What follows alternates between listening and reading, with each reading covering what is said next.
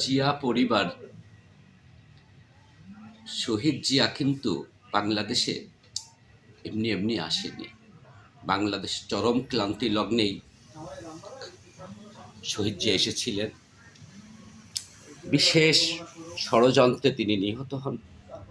তার হাত ধরে তো তার দূরদর্শিতায় বেগম খালেদা জিয়া এদেশের স্বাধীনতার চেতনা রক্ষা করেছিলেন, গড়ে তুলেছিলেন জিয়ার কোটি কোটি সৈনিক। কিন্তু তাকে হত্যা করা হলো তার ছেলে আর আরাফাত রহমান কোকুকেও। তেমনি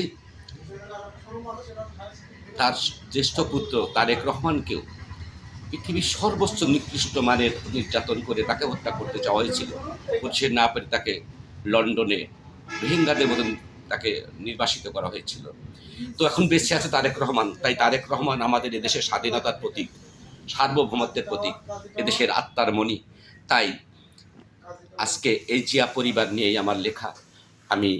আমার এই লেখা আমি জিয়ার আদর্শের কোটি কোটি জিয়ার সৈনিক সহ জনতার উদ্দেশ্যে আমার এই লেখা উৎসর্গ করছি। 7 রাজার ধন। তারেক জিয়া তুমি যে মোদের 7 রাজার ধন, জনতার নয়নের মণি। তুমি যে দেশের শ্রেষ্ঠ সম্পদ, হীরার চেয়েও দামি। তুমি যে শুধু তোমার নয় পরিবারের, নয় যে দলের নেতা। তোমার নেতৃত্বে হাসবে এদেশ, জনতা ভুলবে মনের ব্যথা। তোমাকেও ভুলিনি কোকো ভাইয়া আমার, থাকো সুখে জান্নাতে। আমাদের বোন শর্মিলাকেও দেব বিজয় উপহার 13ই প্রভাতে।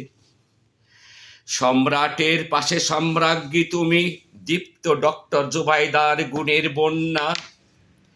তোমার উপমা তুমি যে শুধু, তুমি যে অনন্যা।